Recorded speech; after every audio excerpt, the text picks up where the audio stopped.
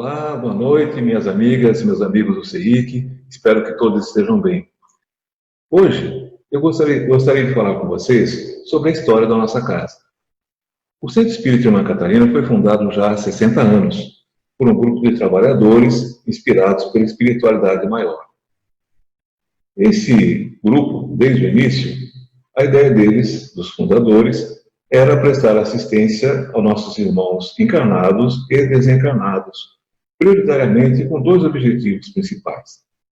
O primeiro dos objetivos era a assistência espiritual, e esse objetivo seria cumprido através de reuniões abertas ao público, reuniões essas que contariam com palestras e passes, tanto passes mediúnicos quanto passes magnéticos, e também através de reuniões fechadas ao público, reuniões de outro tipo.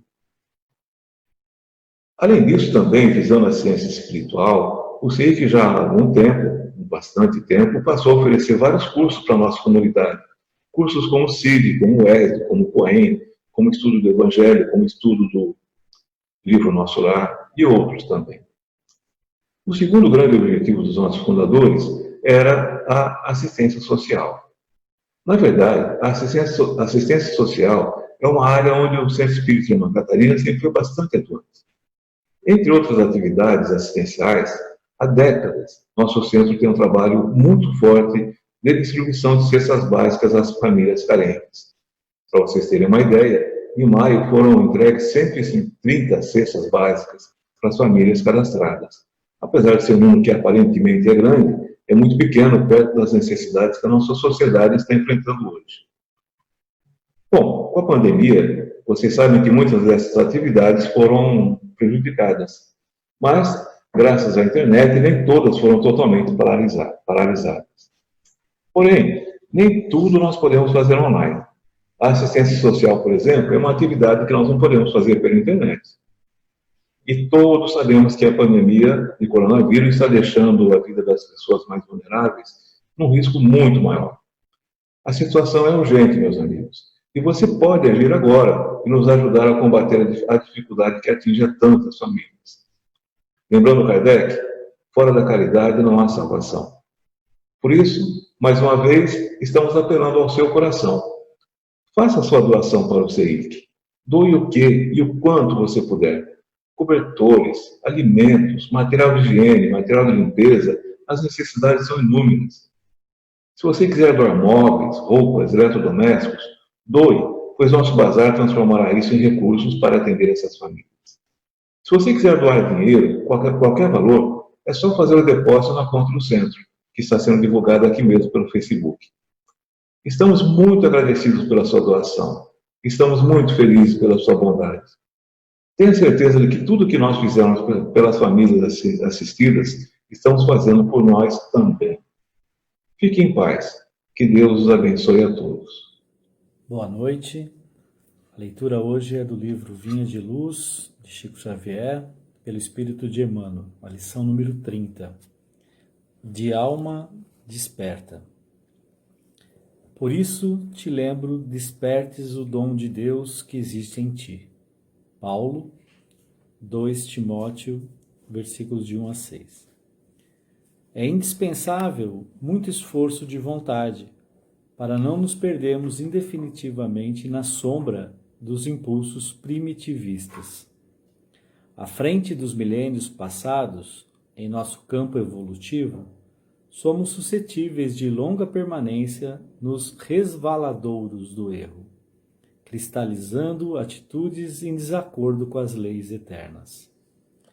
Para que não demoremos no fundo dos precipícios, temos ao nosso dispor a luz da revelação divina.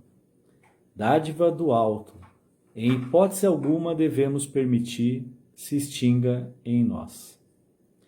Em face da extensa e pesada bagagem de nossas necessidades de regeneração e aperfeiçoamento, as tentações para o desvio surgem com esmagadora percentagem sobre as sugestões de prosseguimento no caminho reto, dentro da ascensão espiritual.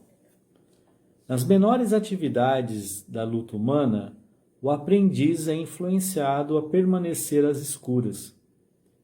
Nas palestras comuns, cercam-nos as insinuações caluniosas e descabidas. Nos pensamentos habituais, recebe 1001 convites desordenados das zonas inferiores. Nas aplicações da justiça, é compelido a difíceis recapitulações, em virtude do demasiado individualismo do pretérito que procura perpetuar-se. Nas ações de trabalho, em obediência às determinações da vida, é, muitas vezes, levado a buscar o descanso indevido. Até mesmo na alimentação do corpo é conduzido a perigosas convocações ao desequilíbrio. Por essa razão, Paulo aconselha ao companheiro: não olvidasse a necessidade de acordar o dom de Deus no altar do coração. Que o homem sofrerá tentações, que cairá muitas vezes, que se afligirá com decepções e desânimos na estrada iluminativa, não padece dúvida para nenhum de nós, irmãos mais velhos em experiência maior. Entretanto, é imprescindível marcharmos de alma desperta, na posição de reerguimento e reedificação sempre que necessário. Que as sombras do passado nos fustiguem, mas jamais nos esqueçamos de reacender a própria luz. Bom, essa é uma leitura muito interessante e fala de algumas questões importantes do nosso dia a dia. Uma delas é logo no começo da leitura, é a questão do esforço da vontade. Nós temos que ter força de vontade para alterar algumas direções que nós assumimos enquanto pessoas nesse planeta encarnado. Quem é que não já fez uma promessa logo no início da semana, por exemplo, de mudança de alimentação, de iniciar uma atividade física, de se esforçar mais nos estudos? Porém, essa força de vontade necessariamente necessita de uma ação. E essa ação é a ideia que vem colocar aqui o Emmanuel sobre a alma desperta. Nós temos que tentar não simplesmente planejarmos algumas atividades no nosso dia a dia, mas temos que estar alertas aos sinais que é dado para a gente fazer essa perspectiva de mudança. E ela tem que começar por pequenos atos, né? Vamos lembrar aqui da parábola do filho pródigo, né? Que teve tudo em mãos com a maior facilidade, do bom e do melhor, e perdeu tudo. Mas ele teve a ação de, quando estava lá no fundo do poço, de tentar buscar a vontade do Pai, de voltar à casa do Pai em busca do consolo. E a ideia dessa parábola, né, mostra que nós também podemos, nos desviando do caminho que Jesus nos ensinou para chegar à nossa evolução, ter a nossa força de vontade de fazer os primeiros sinais para que essa mudança aconteça, né? Sinais que, como filho, de dar o primeiro passo, de pedir desculpas, de sair do nosso conforto, de buscarmos agir em prol de uma mudança, né? E aí a sequência nos deixa muito claro o que nós temos que fazer, né? Nós temos que estar sempre preparados para fugir das tentações desse mundo físico e dar o primeiro passo em busca do reerguer, né? De acender a nossa luz própria, de colocar o dom da nossa vida dado por Deus em prol da nossa melhora. Espero que estejam todos os bens, que a gente possa fazer essa início de caminhada em busca da nossa evolução, da nossa mudança, e uma boa noite a todos.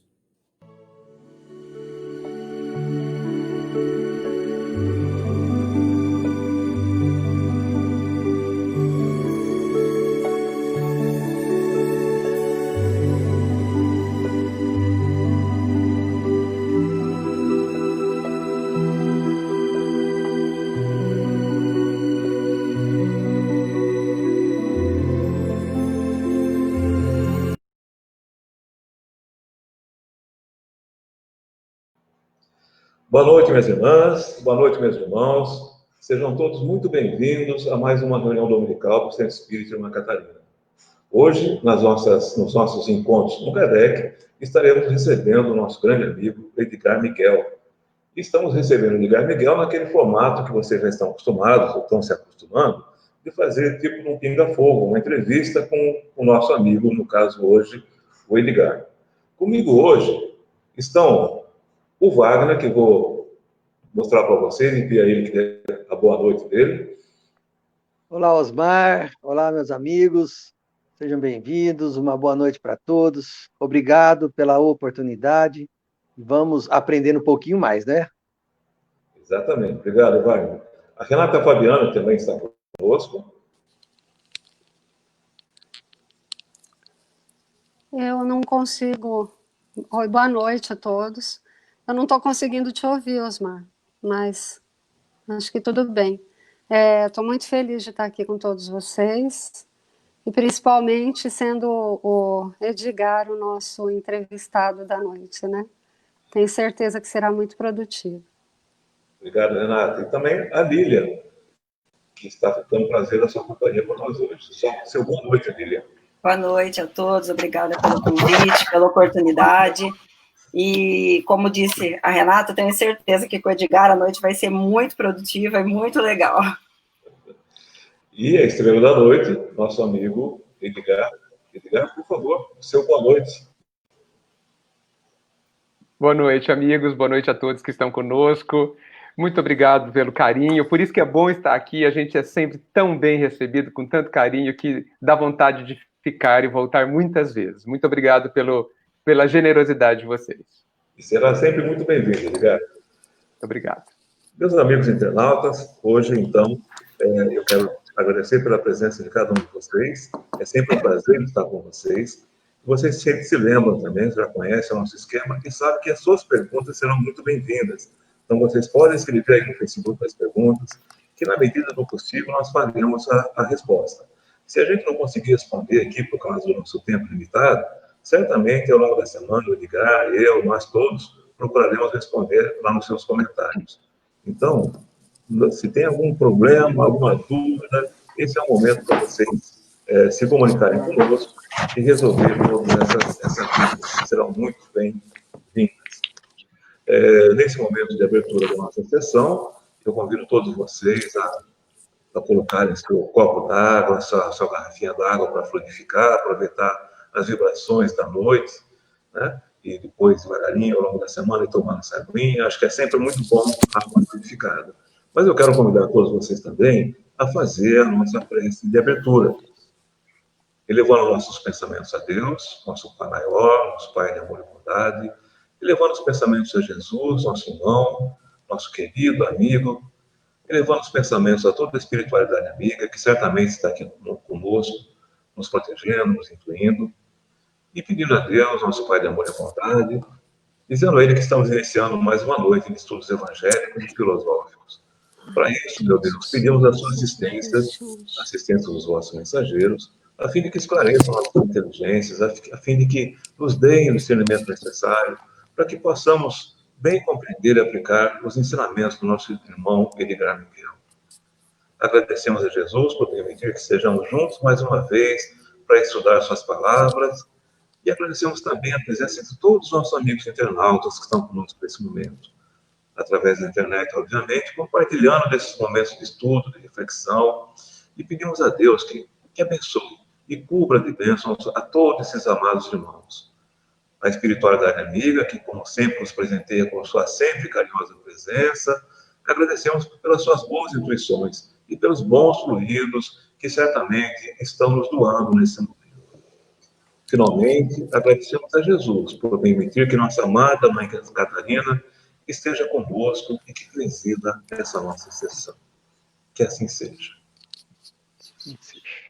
Meus amigos, o tema da nossa conversa de hoje é lágrimas e sacrifício. É um tema bastante interessante. Quando o Edgar me falou sobre ele, eu fiquei muito feliz, porque a gente pode divagar muito sobre esse assunto. E eu até combinei com ele que antes de começar a fazer as perguntas, né, eu ia falar uma coisinha só para vocês. que acho que todos nós sofremos, todos nós temos dores, todos nós temos sofrimentos. E todos nós choramos de tristeza ou de alegria, apesar que a gente só lembra das lágrimas de tristeza. Mas o fato é que dentro de cada um de nós, dentro de cada pessoa, tem dores que ninguém conhece, sacrifícios que ninguém viu, cicatrizes que ninguém cuidou. Há sentimentos que ninguém pode julgar, porque ninguém chorou as mesmas lágrimas, ninguém sofreu a mesma dor que cada um de nós. Cada um de nós sabe realmente o que tem no coração e que ninguém no mundo pode se dar ao luxo de julgar. Então, falar de lágrimas e sofrimentos é muito individual. Certamente esse tema vai tocar no coração de cada um de vocês e a gente espera realmente que ao final da nossa sessão de hoje nós possamos estar mais consolados, mais felizes, mais conhecedores dos ensinamentos de Cristo. Seja bem-vindo, Edgar. Seja bem-vindo, Wagner, Renata, Lilian, e sejam bem-vindos todos os nossos internautas. Prontos para começar? Sim. Opa, vamos lá. Preparado, Edgar? Acho que sim. O nosso primeiro perguntador de hoje é o meu amigo Wagner. Não, qual a tua pergunta para o Edgar? Vamos lá. Edgar, já vou no meio do tema. Ok. No aspecto religioso, quando falamos em sacrifício, lembramos de Jesus na cruz. A morte dele ficou como exemplo maior de sofrimento para a humanidade. Fale um pouco para nós a respeito desse culto ao sofrimento que o ser humano insiste em fazer. Muito bom, muito bom. Olha, eu acho que ao longo da história, o sofrimento tem sido visto de forma diferente.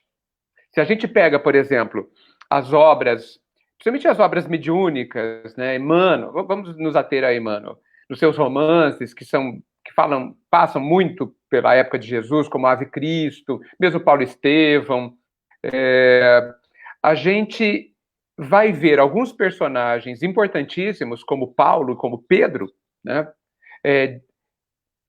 que quando eles se encontravam, eles relatavam com alegria os sofrimentos e os sacrifícios que eles faziam em nome do Cristo. Esse era o conteúdo principal das suas conversas. Pedro voltava das suas peregrinações, Paulo, das suas grandes viagens, e contava o quanto ele sofreu por amor ao Cristo. Então, por que isso é importante? Isso deve ser importante por algum motivo que talvez a gente não compreenda adequadamente, né? Hoje, a nossa cultura ela é contra o sofrimento. O sofrimento, ele não é estimulado, nem deve ser, né? Nós estamos aqui, não desejamos ir atrás do sofrimento dentro dessa conotação, né? Como sendo culto a tristeza, porque sofrimento e tristeza podem ser coisas bastante diferentes, né? Porque eu acho que, nos dias de hoje, tudo que não seja alegria é condenável e é evitado a todo custo, né? Para tudo, a gente tem remédios que visam transformar a nossa tristeza em alegria, né? No que me parece um engano tremendo, como se a tristeza fosse apenas falta de lítio, né? Falta de algum metal raro no nosso cérebro. Nós, espíritas, precisamos nos lembrar que o nosso cérebro e o nosso corpo, ele expressa o que ocorre dentro de nós, dentro do ser. Porque se a gente se esquecer de que nós somos um ser imortal, um espírito, um ser, prefiro chamar de ser, vivendo uma experiência encarnada e temporária, se a gente esquecer dessa importantíssima informação, a gente toma o todo pela parte, né? Então, nós não somos o nosso cérebro não manda em nós, O nosso corpo nos influencia, evidentemente, né? É uma relação de mão dupla entre nós e o corpo, mas a nossa vontade, o que acontece no nosso ser, são coisas soberanas. Então, o sofrimento, no meu entendimento, ele é colocado pela espiritualidade muito mais como um momento trabalhoso para a alma, sabe? Um momento trabalhoso para a alma. Olha só a diferença de visão, a diferença de significado mesmo. Hoje a conotação de sofrimento é alguma coisa ruim, né? Mas a gente vê vários textos doutrinários nos falando da importância da dor e que nos ensinam a como viver bem esta dor. Não foi isso que o Cristo disse, que você tão bem citou? O Cristo não nos ensinou a viver os momentos de dor? Não foi assim? Né? Olha a dignidade que está clara está claro em cada momento onde ele foi julgado, onde ele foi criticado, onde ele foi cuspido, onde ele foi maltratado fisicamente e, enfim, crucificado. Qual é a dignidade? Qual é a postura dele? Né? Sofreu o Cristo? Não acredito. Sentiu dores? Certamente. Sofreu? Não acredito. Não acredito que tenha sofrido como a gente sofre. Porque a nossa dor, o nosso sofrimento, no meu entendimento, na maioria das vezes, se chama revolta. Nada mais que isso. Se chama não me conformo, se chama repulsa, se chama rejeição ao que estamos vivendo. Não foi esse o sofrimento do Cristo, nem é esse o sofrimento que a espiritualidade superior está nos indicando como sendo aquela que nós precisamos ressignificar e desenvolver e viver. Será que eu respondi sua pergunta? Muito obrigado. Na linha daquilo que eu havia imaginado. Obrigado. Fico contente. Muito obrigado. Estamos em sintonia. Obrigado, Wagner, pela pergunta. Edgar, é verdade, né? A aceitação faz parte disso, né? Ela é o grande trabalho, Osmar. Não é? Seja feita a tua vontade. Se a gente sofrendo, como a gente costuma sofrer agora, a gente não está aceitando. Pois é. Renata tem uma pergunta também. Vamos lá. Foi errado, desculpe. Cadê a Renata? Está aqui. Renata? Olá, tudo bem? Então, nessa linha de raciocínio, nós podemos concluir que sem lágrimas, suor e trabalho, né, o suor no sentido do sacrifício, a gente não consegue evoluir. Você concorda comigo?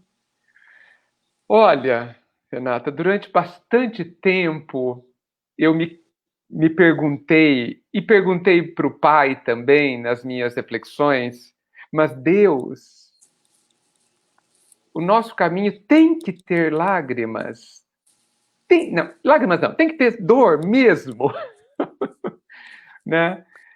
Isso faz muitos anos já que eu faço essa pergunta, né? E analiso filosoficamente, analiso o ser humano, né?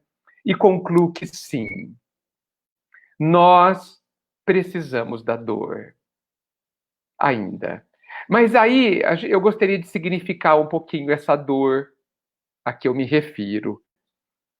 Dor aí é aquilo que vai contra o caminho. Dor é o que sentimos toda vez que alguma coisa interrompe o nosso jeito de caminhar. Ou seja, nos contraria.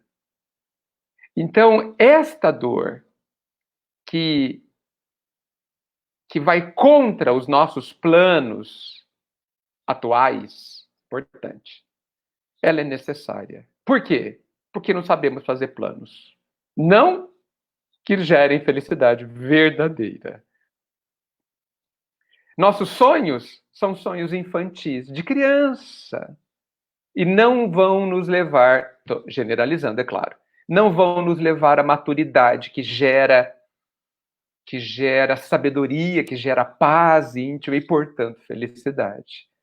Quantas vezes a gente chora e fala, puxa, eu não sonhei que a minha vida seria assim. E se a vida é diferente, eu preciso concluir que nós sonhamos errado. E é por isso que sofremos, porque estamos contrariados. Só por isso. A vida não está errada, gente. Olha só, a vida não está errada, já que ela é a expressão do amor do Pai por nós. Então, sim, Renata, eu entendo que ainda durante muito tempo nós precisamos da dor que nos corrige, que retifica os nossos caminhos, a nossa forma de pensar e, fundamentalmente, acima de tudo, retifica, corrige, equilibra o que sentimos. Porque se eu puder localizar a parte mais infantil do nosso ser, como se ele fosse divisível, né? Pelo menos para a gente analisar, se eu puder analisar qual é a parte mais infantil, eu preciso concluir que é a parte do nosso sentimento. Ainda um bebê mimado, né? Que faz birra e é bastante mal educado. Exatamente isso. E quem sabe um dia todos nós vamos bem dizer a dor, né? A grande amiga dor, não é? Sim, mas vamos chegar nesse ponto, Renata. Nós vamos ajoelhar diante dessa mestra um dia e agradecer o tamanho do bem que ela nos fez. Olha a imagem que um dia me chegou sobre isso. Imagine que o nosso pai seja um Michelangelo, um dos maiores escultores que já houve. E nós sejamos um bloco de um preciosíssimo mármore, o mais precioso que há, né? A dor é o cinzel, né? É a ferramenta que vai esculpindo a obra-prima que já está dentro deste mármore e que precisa retirar o excesso, retirar o que atrapalha, o que desequilibra essa obra-prima, né? Nós somos, então, um diamante que precisa ser lapidado. E a lapidação desgasta, fere, dói, né? O pai pede que, para a gente sofrer menos, que a gente não rejeite a dor que nos educa. Com certeza. Perfeito, Edgar. Perfeito. Gata, viu? Mas só precisamos aceitar isso, né? Porque a gente não aceita. Sim, É perfeito, sim, mas a gente não sim. aceita. Com certeza. Mas o aceitação. bom é que depois que você toma distância daquela dor, aí você consegue ver o quanto ela foi importante, né? É verdade. Só tomando distância, né? Sim, sim, verdade. Edgar, eu vou pedir licença para você e para todos os nossos internautas, porque tem muita gente vendo, eu não posso citar o nome de cada um. Mas eu tenho que citar o nome de uma pessoa que está olhando, está assistindo junto conosco aqui.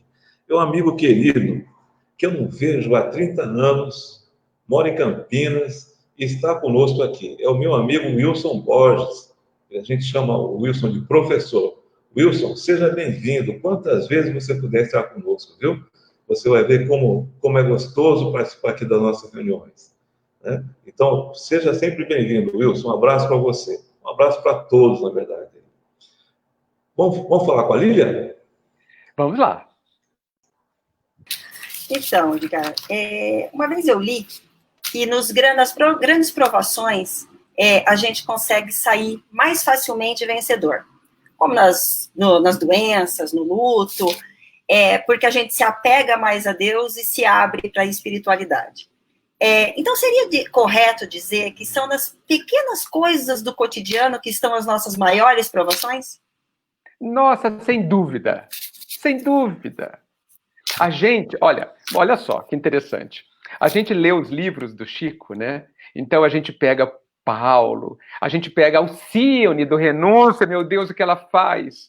A gente pega esses grandes livros, não somente do Chico, e a gente pega o Chico, né? A gente pega um Gandhi, uma Madre Teresa, fala, meu Deus, né? E parece que a gente prossegue a vida e se prepara para quando vai cair o céu na nossa cabeça, né? Não, eu vou estar preparado. Quando chegar uma aprovação desse nível, certamente Deus está me mandando e eu vou fazer. E a gente se prepara.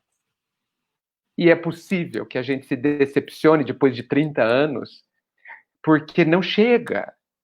Não chega o câncer, não chega o tumor, a gente não fica 20 anos de cama, porque isso não acontece com todo mundo, tá certo? Aí fala, meu Deus do céu, qual que é a minha missão, então? O que eu vim fazer nesse mundo?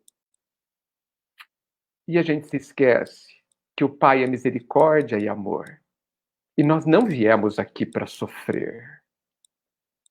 Vou repetir.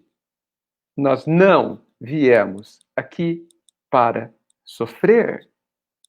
A gente veio aqui para aprender a viver. Se a dor é necessária, é só por conta da nossa dureza. Só por isso.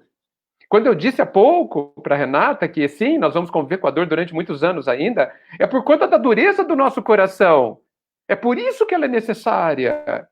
Não que essencialmente ela seja necessária, não que ela seja obrigatoriamente necessária. Sejamos flexíveis, sejamos de boa vontade, aceitemos a vontade do Pai e não a nossa, e ela não terá lugar na nossa vida. E aí, como Deus é misericórdia, como o Pai nos ama, e como Ele é sábio, não vamos esquecer disso, Ele é sábio. E a sabedoria diz, e a gente já percebe isso nas escolas, que o aluno precisa começar das lições simples para as lições complexas, para as lições fáceis, para depois chegar nas lições difíceis. E é exatamente assim que a vida, grande mestra, né, usa também dessa pedagogia. Então nós começamos tendo que, por exemplo, perdoar minúsculas situações, minúsculas ofensas, minúsculas contrariedades que acontecem ali no trabalho, dentro de casa, né? Bem pequenininhas, que não custaria quase nada para a gente aprender. Quase nada. Mas a gente completamente distraídos do que para que serve a vida. Completamente distraídos do milagre que acontece a cada instante. Do milagre de amor, da expressão do amor divino em cada segundo. A gente perde essas lições e depois, quando chegam as mais ou menos grandes, não estou falando das grandes, as mais ou menos grandes, como por exemplo, como que eu diria, não sei, um pouco mais impactante, a gente não sabe nem por onde começar a fazer. E aí, quase que desmoronamos numa fragilidade gigante, real. Por quê? Porque a gente estava distraído, acreditando que aqui é um parque de diversões, e a gente estava olhando para o parque de diversões como se fosse de verdade uma criança, né, distraída. Sabe aquela criança que anda distraída e se perde do pai e da mãe? Somos nós. A gente anda achando que a gente tem que trabalhar, tem que criar os filhos, que a gente tem que ter dinheiro, que a gente tem que fazer tudo isso. Mas a questão é como a gente faz isso. E por que a gente faz isso? Esse é o grande X. Porque não basta fazer, gente. Tem que saber por que faz. Não basta a gente se movimentar. A gente tem que saber pelo quê e por que a gente se movimenta. Então, sem dúvida, os grandes desafios são quase imperceptíveis na nossa vida. E são eles que, se bem feitos, se percebidos e aprendidos com ele, nos habilitam aos grandes voos, aos grandes trabalhos da vida, né? Porque algumas situações, a maioria das grandes situações da vida de uma pessoa são só trabalhos, que a bondade do Pai, reconhecendo que já somos capazes, nos envia para que a gente possa aprender a ser feliz e ajudar aqueles que nos observam também a serem felizes. Perfeito. Perfeito. Que bom que você concorda. É isso mesmo. Obrigado, Lívia. Ótima pergunta. Edgar, o Milton, nosso amigo lá do Centro Espírita de Santa Catarina, ele fez uma pergunta para você, aqui pelo Facebook. E, aliás, pessoal, mandem suas perguntas. Estamos aqui para tentar respondê-las, tá? Milton fez a seguinte pergunta: como perceber o sofrimento do irmão ao seu lado, se hoje a sociedade relaciona sofrimento com fracasso e por isso tentamos escondê-lo? É isso mesmo, Milton. Olha, dizem que para um bom observador o pingo no i basta, né? É um desafio de verdade, né? Mas não deixa de ser também, como todo desafio, uma grande oportunidade. É um desafio no sentido de que nós precisamos apurar ainda mais a nossa capacidade de observação. E eu acho que, veja que eu acabei de dizer que nós estamos muito distraídos. O nosso egoísmo natural do nosso nível, né, e de novo, me desculpem, eu estou generalizando, e me incluindo, evidentemente, o nosso egoísmo natural do nosso nível evolutivo nos faz estarmos bastante preocupados somente com a gente, somente com os nossos interesses, com nossos sonhos e objetivos. Quase não enxergamos o outro.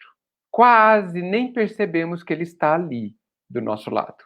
Quanto mais próxima a pessoa e quanto mais tempo ele está ali, parece que menos a gente verdadeiramente a percebe. Verdadeiramente. Quando eu digo que nos falta percepção real, eu estou me referindo a quanto tempo do dia a gente para pensar numa pessoa, pensar sobre uma pessoa que convive conosco e se pergunta: será que a pessoa é feliz? Será que a pessoa que convive comigo está bem? Será que essa pessoa está se realizando na vida? Essas perguntas, elas são o começo de uma indicação de que a gente está saindo da ostra, da casca da ostra do egoísmo, e começa a se abrir a uma percepção mais profunda.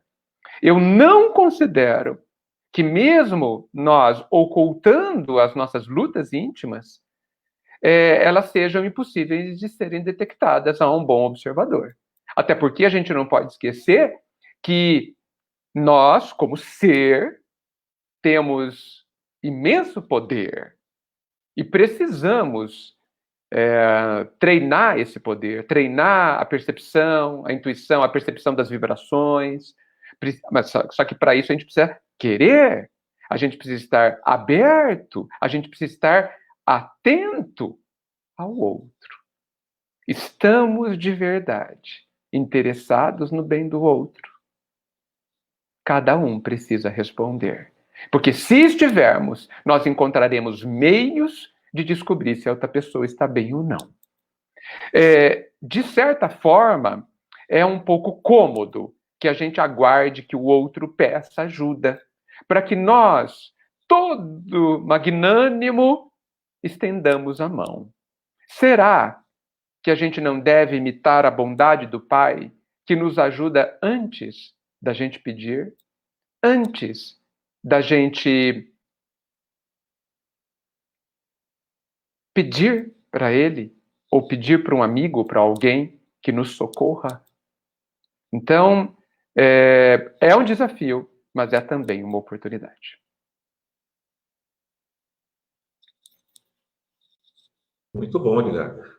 Nós temos uma amiga nossa também, o nome dela é Nisley, e é só para dizer para ela que nós todos estamos orando pela mãe dela, né? Ela acabou de sofrer uma perda muito séria agora, está pedindo ajuda, e não se preocupe, a providência divina é enorme e ninguém está desamparado. E certamente essa mãe está muito bem amparada também.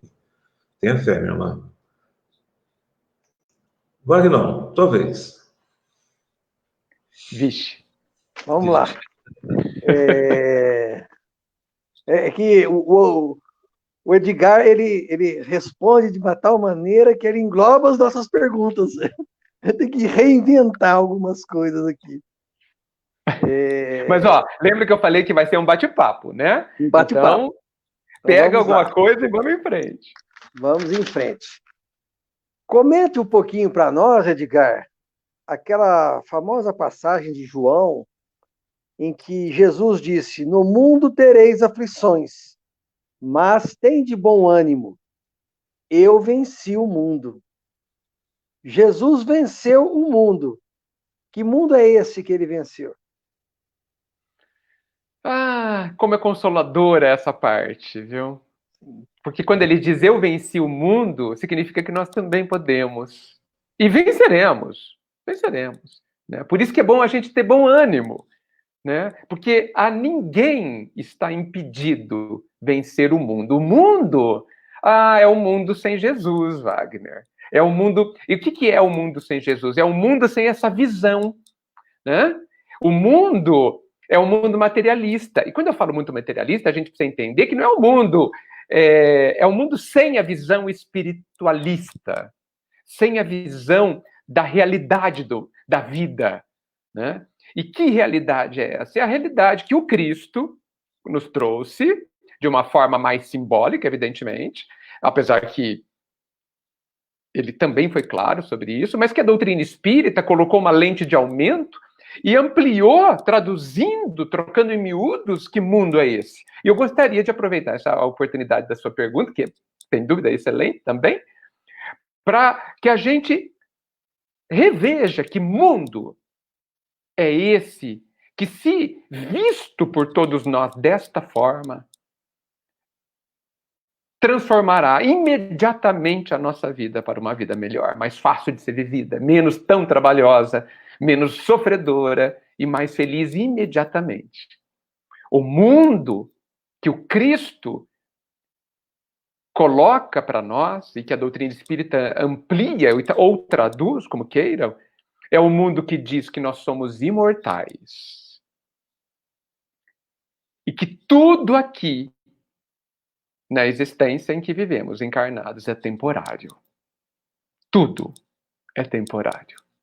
Que a única coisa permanente é aquilo que a gente constrói verdadeiro dentro de cada um.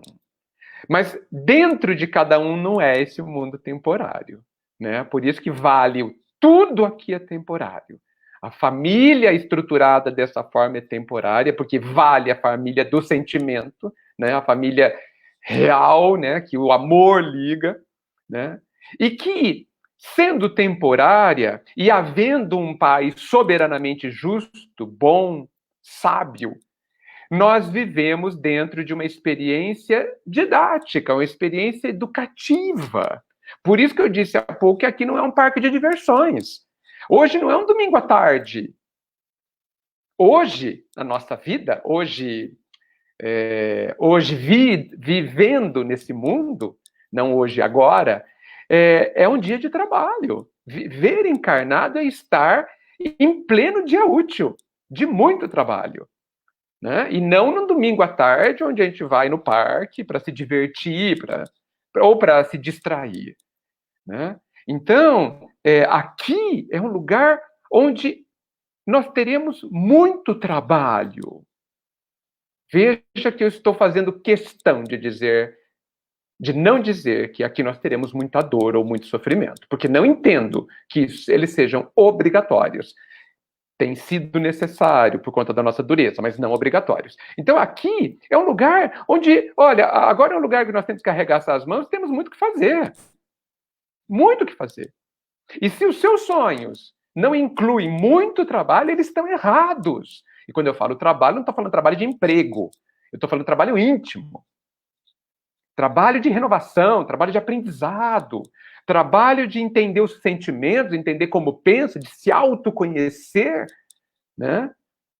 E para isso a gente precisa de bom ânimo, de muito bom ânimo, de alegria, de energia, porque ânimo é colocar a alma, né? A palavra ânimo vem de ânima, que quer dizer alma. Então nos colocar inteiros, tem de bom ânimo, tem de uma energia positiva, forte, esteja nas coisas da vida, porque elas são temporárias, esse trabalho terminará dentro de nós, vai terminar. E nós podemos voltar para casa, quando esse dia na escola terminar, voltar para casa para descansarmos mais profundamente, para voltarmos a estudar, para voltarmos aos nossos, vamos chamar assim, a uma condição mais normal, né, onde estamos livres, porque aqui, de fato, nós estamos contidos dentro de uma experiência toda planejada para que o nosso aproveitamento de aprendizado seja o máximo, seja magnífico, como tudo que é feito pelo Pai. Então, vencer o mundo significa vencer a ilusão a qual nós estamos nos rendendo até agora, de acreditarmos que essas coisinhas que nós temos aqui, as nossas posições, as nossas situações de destaque, essas conquistas que a gente faz por aqui, acreditar que elas são importantes. Todas as conquistas exteriores são bem pobres. Como o próprio Jesus disse para o senador Públio Lentulus, no livro Há 2000 anos, quando ele, Emmanuel, se lembrou da grandeza de Roma, e Jesus, captando, disse, a sua Roma é bem pobre. Lembrando que Roma, na época, era o maior dos impérios da Terra. Os seus monumentos, as suas conquistas são bem pobres. E as nossas conquistas exteriores, né, os aplausos que a gente recebe algumas vezes, as situações de destaque, a situação financeira, são bem precárias, bem pobres. Se elas não forem, se paralelo a elas, posso dizer assim, não houver as verdadeiras conquistas interiores, porque essas não passarão. Será que é isso, Wagner? Isso é vencer o mundo? Vencer o mundo, eu encaro como vencer a nós mesmos, né? É o que você falou. No fundo No fundo é isso. É a gente acreditar, olha só que loucura, que o que a gente está vendo aqui é tudo ilusão. Que isso aqui, ó, não tem nada de concreto. Nada. E a gente precisa enxergar além das aparências. Isso aqui é um teatro, gente. Isso aqui é só um cenário, né? Tudo de madeira, sabe? Ou de papelão, né? Tudo papelão. Ilusão pura. O sangue podia ser ketchup. Bom, Wagner e Edgar, eu queria só complementar essa pergunta do Wagner, que eu acho muito importante. Quando a gente lê a frase toda de Cristo para os discípulos dele, ele tem duas outras frases ali que são importantes para a gente entender o que quer dizer com eu venci o mundo. Ele falou para os discípulos o seguinte: mas eu não estou só, o Pai está sempre comigo.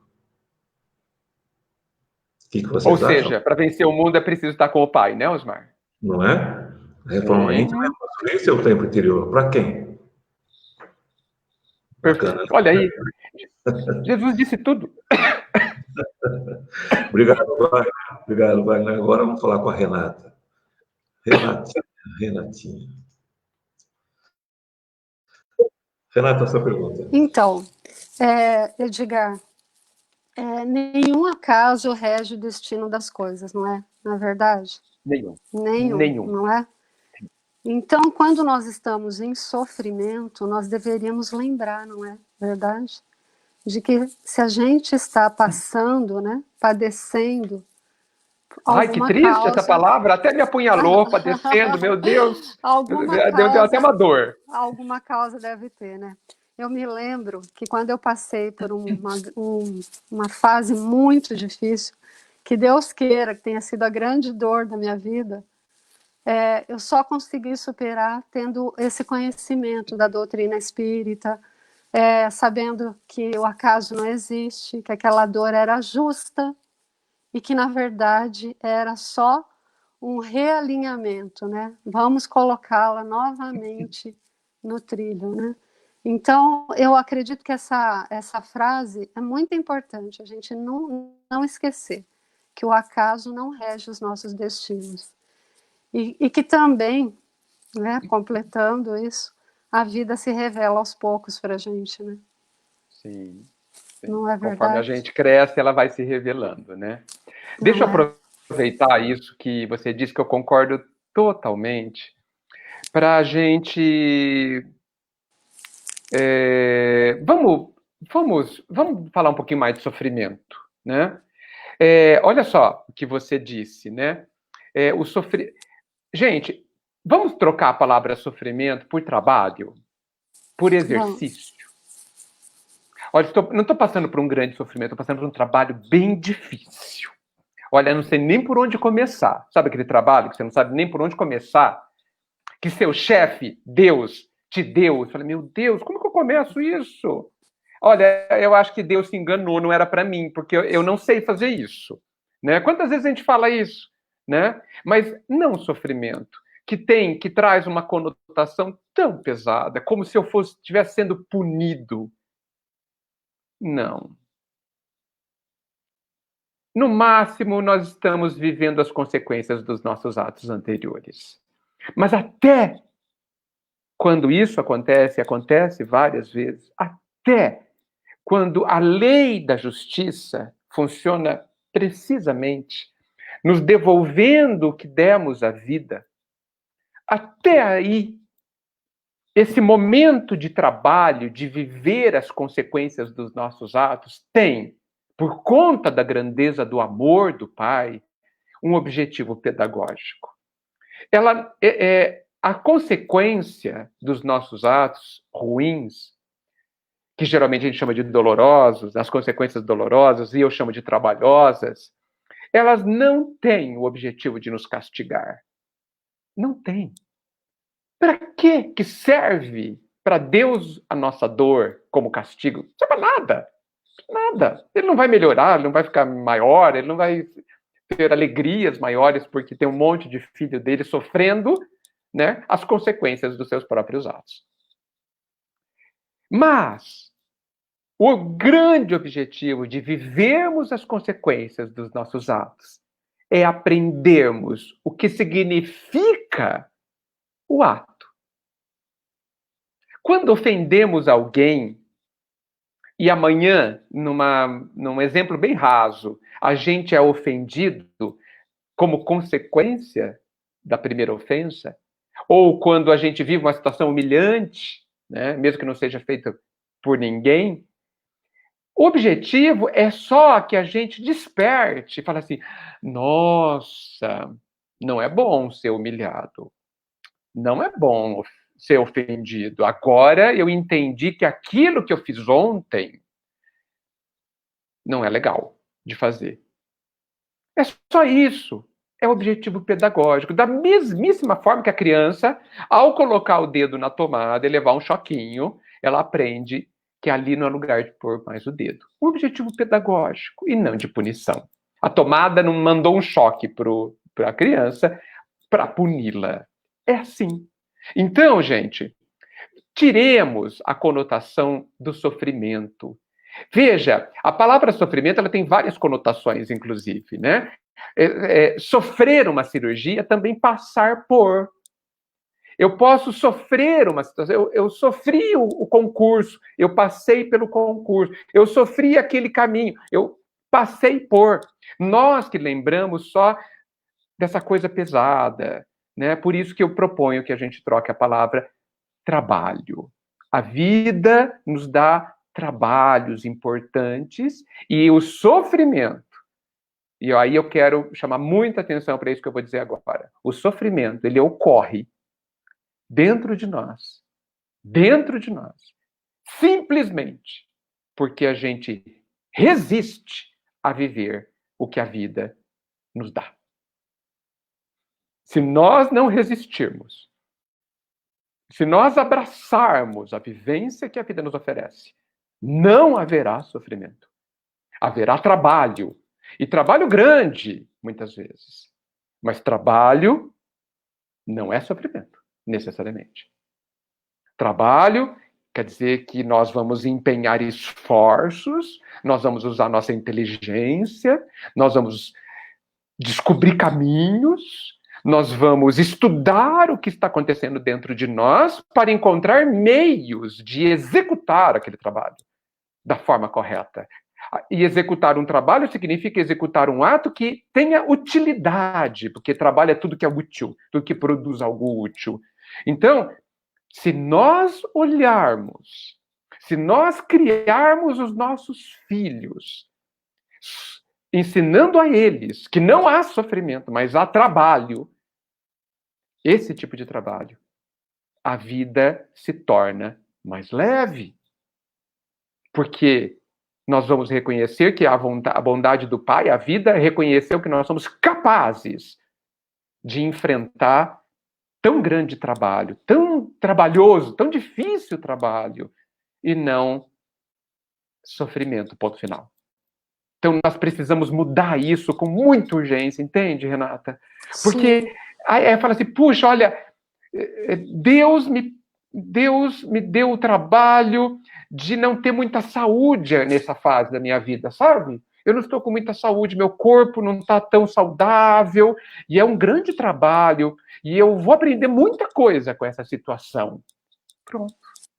Mudou sua vida. Mudou sua vida. Com certeza. E fazer essa leitura, né, da pedagogia desse trabalho, né? Porque sim. E nós precisamos... Passar nós precisamos educar as pessoas, os nossos filhos, para ter essa visão, Renata. Porque passar e não entender a lição, ela terá que ser repetida, né? Sim, muitas vezes, não é? Muitas vezes. Você sabe que um dia me perguntaram até para um palestrante chamado Adenauer Novaes, que vinha aqui há muitos anos, de Salvador, perguntaram para ele, falaram assim para ele, a dor evolui, né? Ele falou, não, a dor não evolui. O que evolui é o que você faz com ela.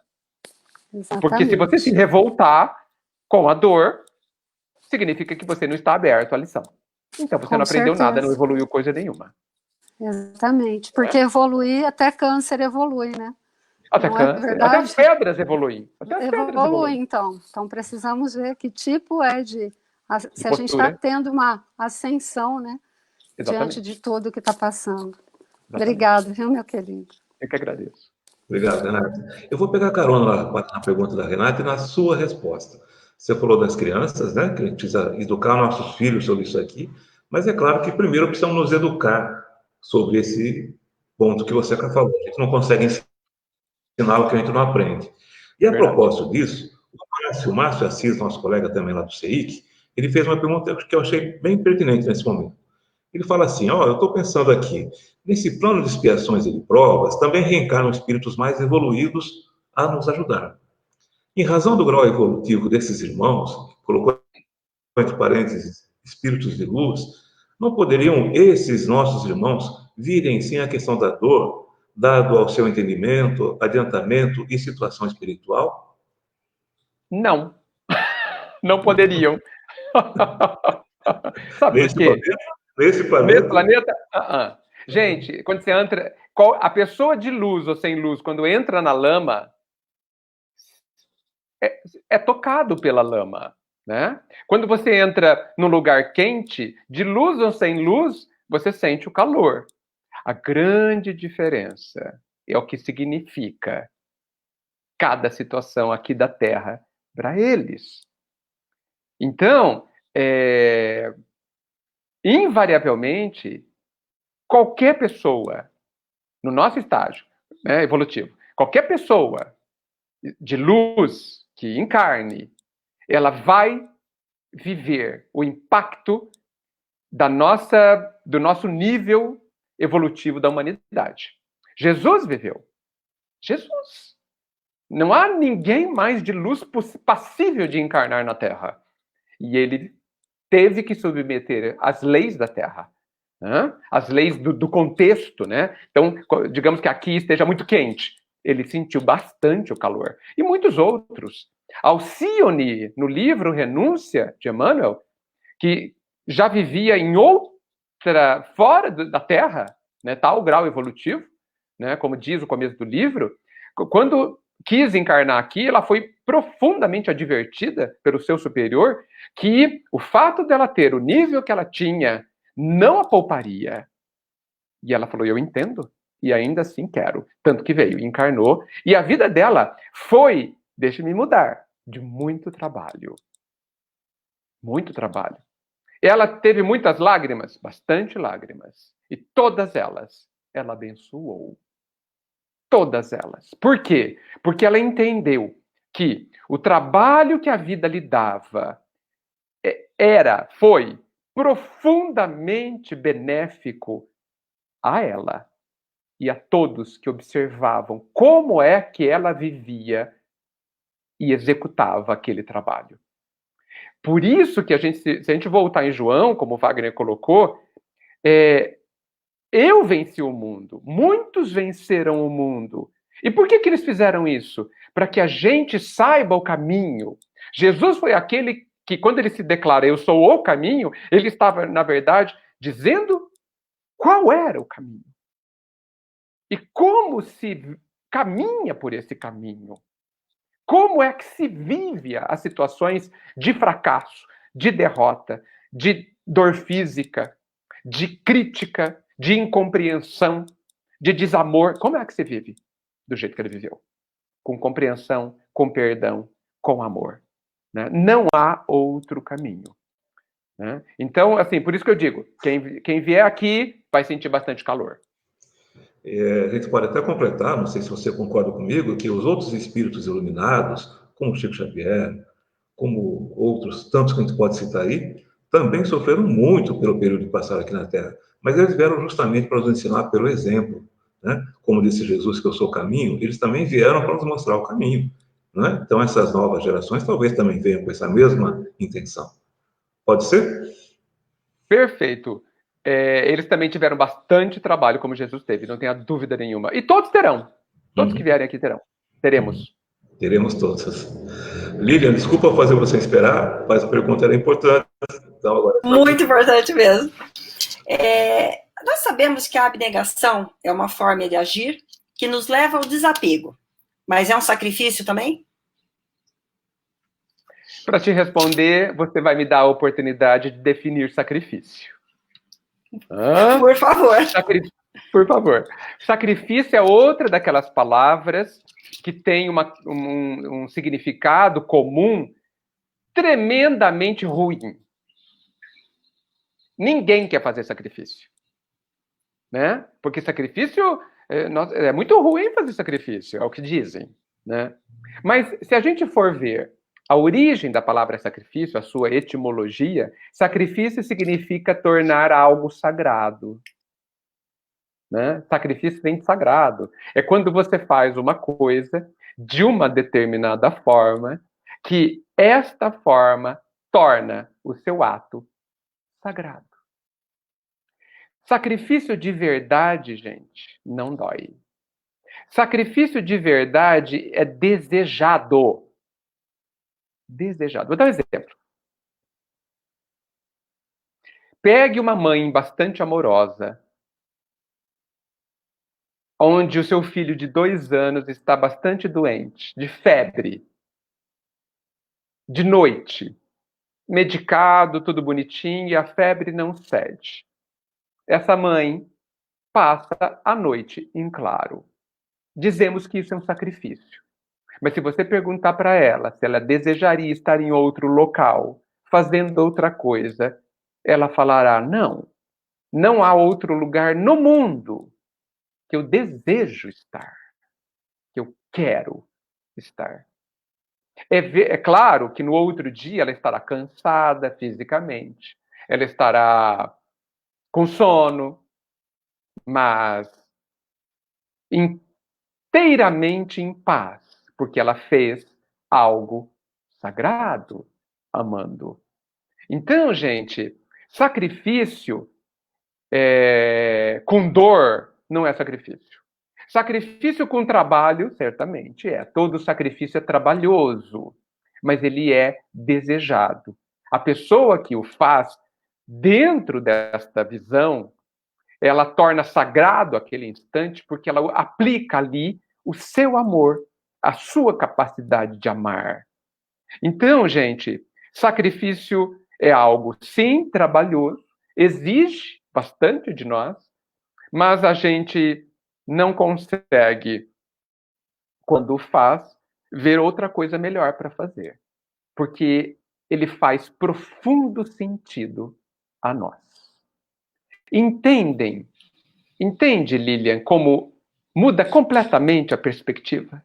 O exemplo da mãe foi fantástico.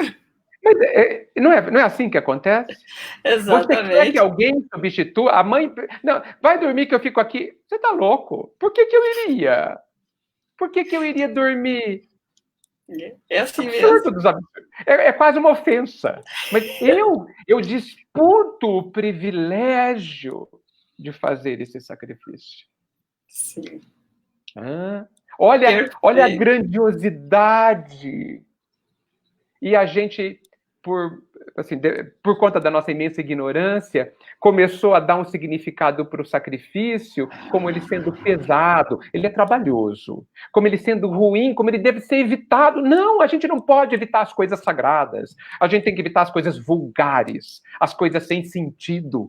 Isso que a gente tem que evitar. Porque as coisas sagradas se eternizam no tempo.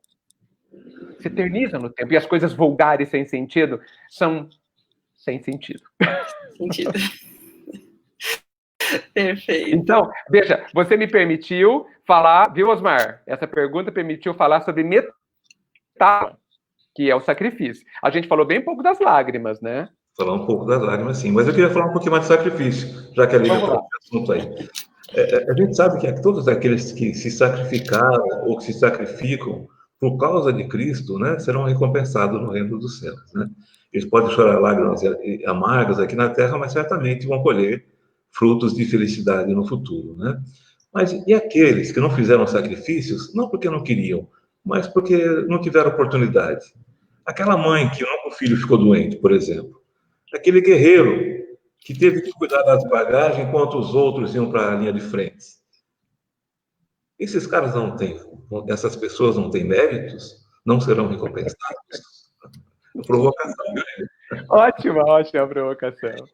E é muito útil essa provocação, porque existem pessoas, como eu até comentei no começo, que não vão passar por grandes doenças, grandes acidentes, vão ficar 30 anos de coma na cama, né? Que bom, né?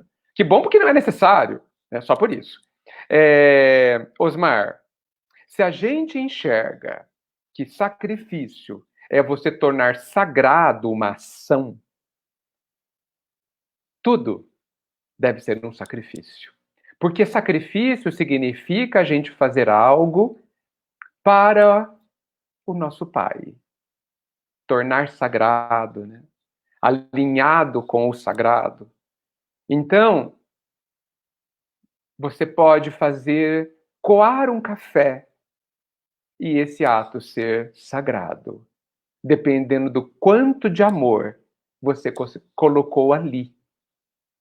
Do quanto de amor e significado você colocou esse singelíssimo ato que visa, quando é feito com amor, tornar o começo do dia de alguém, no café da manhã, melhor, mais cheio de alegria, mais cheio de ânimo, mais cheio de forças, para que a pessoa tenha a necessária lucidez e entendimento para cumprir o seu dia.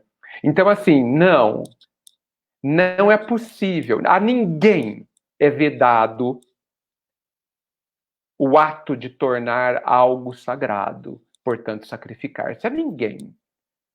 Lembrando que quando você torna algo sagrado, olha só em onde chegamos, a gente faz isso pelo outro e não por nós.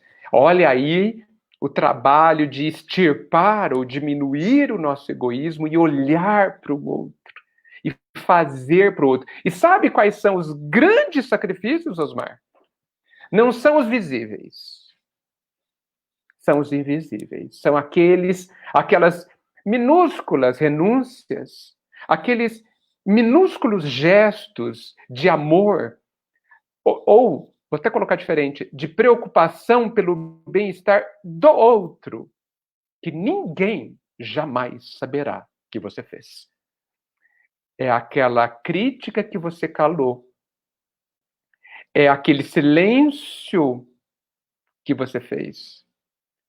é aquela presença que você teve, silenciosa ou não, e que isso te deu trabalho, te custou fazer, custou aprendizado, porque muitas vezes, por exemplo, diante de uma crítica, quando a gente consegue entender o que está acontecendo no outro, para que o outro chegue ao desequilíbrio de te ofender, quando você olha para o outro e vê, meu Deus, quanta dor no outro para que ele me ofenda assim, para que ele não enxergue, não compreenda assim.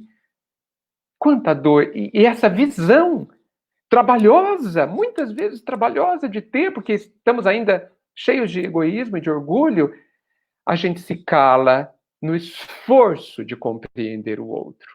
Isso é sacrifício, Osmar. Isso é sagrado. E esses exemplos que você deu, você se calar, não criticar, etc., esse é exatamente o exemplo do sacrifício voluntário que a gente faz, porque entende que nós chegamos naquele nível onde o nosso silêncio é uma caridade. Exato.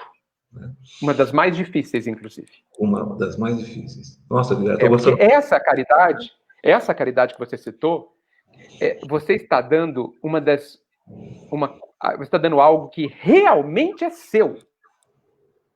Porque quando eu dou R$10 não é meu. Porque é tudo empréstimo. Lembra? Tudo que está fora não é meu? Olha, eu vou chegar ao extremo. Quando eu dou o sangue, eu não estou dando algo que é meu. Porque o meu corpo não é meu.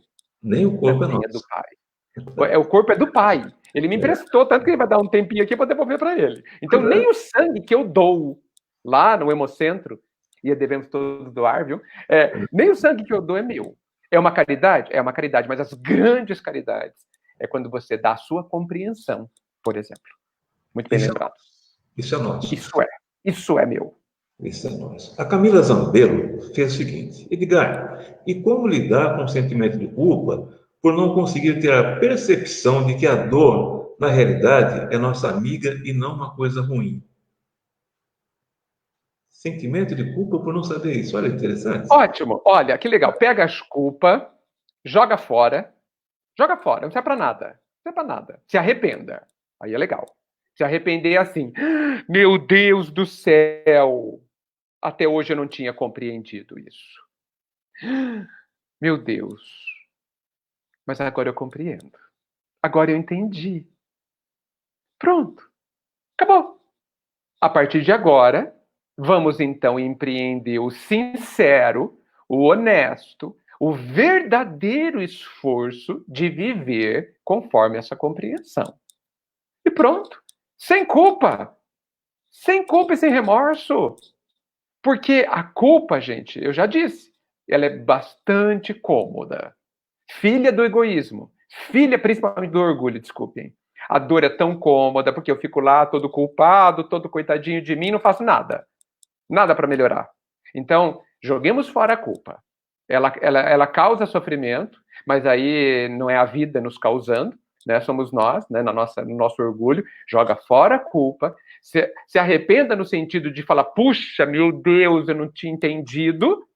E veja, tu não tinha entendido, pronto. A criança não é culpada porque ela não tinha entendido que ela tinha que nascer sabendo ler e escrever, ela não tinha, né? Então, assim, viva a experiência, viva a alegria dessa descoberta e olhe para frente, porque você agora é mais capaz de viver melhor.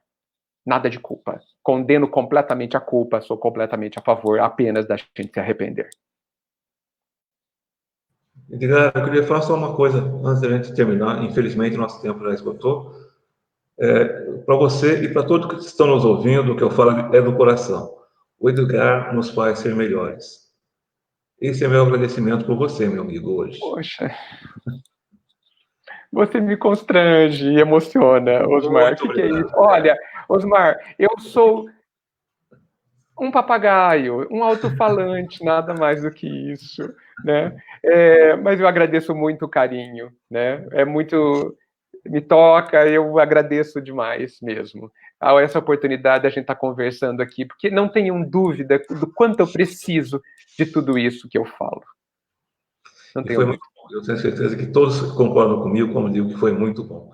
Antes de chamar nossos amigos aí para falar boa noite de cada um deles, Edgar, eu só queria falar com todos que estão nos ouvindo hoje e que nos ouvirão ao longo da semana também, que o tema hoje tem muito a ver com o nosso dia a dia. Lágrimas e sofrimentos, no momento que nós estamos vivendo hoje, é uma coisa que habita todos os lares.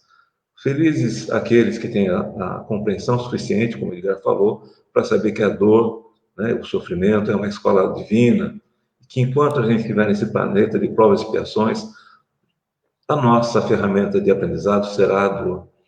Mas vocês não estão sozinhos, né? Lembre-se da oração, lembre-se da fé, mas principalmente, gente, nós, do Centro Espírita de Santa Catarina, nós oferecemos ajuda para vocês também. Nós já temos o atendimento fraterno online, vocês que precisarem, podem nos chamar aqui pelo Facebook, pelos grupos do centro, como quiserem entrar em contato conosco. É uma sessão agendada, totalmente discreta, não há problema de confidencialidade, e é aquela palavra que vocês precisarão nesse momento, né? Então, lembre-se que nós temos atendimento fraterno com pessoas treinadas, inclusive algumas foram treinadas pelo próprio Edgar, né? Então, vocês têm um grupo muito bom para atendê-los nesses momentos onde vocês precisam conversar com alguém, né? Não se embaraçem, liguem, chamem-nos a qualquer momento. O segundo aviso que eu queria dar para vocês é que nós estamos agora, todos nós, ou alguns de nós, pelo menos, temos um pouquinho mais de tempo livre, né? E nós, da Dona Catarina, nós resolvemos também dar mais material para vocês poderem refletir, para vocês poderem pensar um pouquinho mais na doutrina e, quem sabe, até aliviar esses momentos de solidão aí. Então, nós, nessa semana, a partir da terça-feira, toda terça-feira, às 19 horas, nós estamos inaugurando mais um horário de palestras. Serão palestras curtas, de 10 a 15 minutos, quase como se fosse uma oração que a gente pode fazer junto com vocês, né? Mas vai ser muito leve, vai ser um tom muito descontraído, realmente um bate-papo, né? Como se a gente estivesse juntos. Infelizmente, nós não podemos nos abraçar fisicamente ainda, mas a gente quer abraçar vocês virtualmente. Então, eu espero todos vocês, né, nessa terça-feira, às 7 da noite, para a gente conversar sobre um tema interessante que vai ser Causos do Chico Xavier. Né? Vamos contar 3 causos do Chico Xavier com as suas respectivas lições que o Chico sempre nos deixou, né? Por favor, prestigiem o centro, estaremos juntos na terça-feira, tá bom?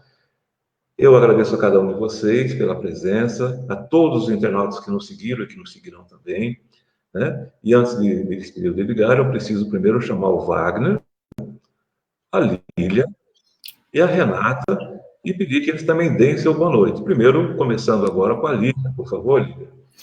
Boa noite, muito obrigada. Eu ficaria aqui, acho que a noite toda. O Edgar é uma inspiração, é muito gostoso esse bate-papo. Muito obrigada, boa noite a todos. Obrigada, Osmar, pelo convite novamente, e que tenhamos todos uma semana de muita paz e muita luz. Amém. Renata? Bom, já que você falou dos causos do Chico Xavier, queria contar para o Edgar que ele não sabe que eu estou em Uberaba. Olha. E essa viagem aconteceu essa semana, eu tive que trazer minha filha para cá. E aí o Osmar falou, mas vai dar para você fazer? Eu falei, lógico que vai dar, Edgar, não perco de jeito nenhum. Que delícia, obrigado. Sabe por quê? Você é demais. E você torna as nossas noites de domingo sagradas. De verdade. Obrigado. Você falou sobre sacrifício, que é tornar algo sagrado. Você torna as nossas noites de domingo sagradas. Não vejo a hora de passar essa pandemia, de você estar dando uma palestra ao vivo para poder te dar um abraço. Porque eu me tornei uma fã incondicional sua. Poxa vida, muito obrigado por tudo. Seu sorriso contagia a gente e nos descontrai, nos deixa mais livres para fazer as perguntas, né, Osmar? Muito obrigada, Edgar, por você ser quem você é e nos inspirar um dia a ser como você. Muito obrigada, viu? Vocês são generosos mesmo. Edgar, grandes corações. Reconheço os seus corações. Reconheço. Edgar, por favor, leia depois os comentários que estão no Face. Muita gente concordando com o que eu falei para você. Você nos torna melhores. Você veja quanta gente boa nesse mundo. Pois é. Wagner, seu boa noite. Bom, a gratidão muito, né, sempre. Então, eu queria lembrar duas passagens aqui, capítulo 5 do nosso Evangelho segundo o Espiritismo, bem-aventurados os aflitos.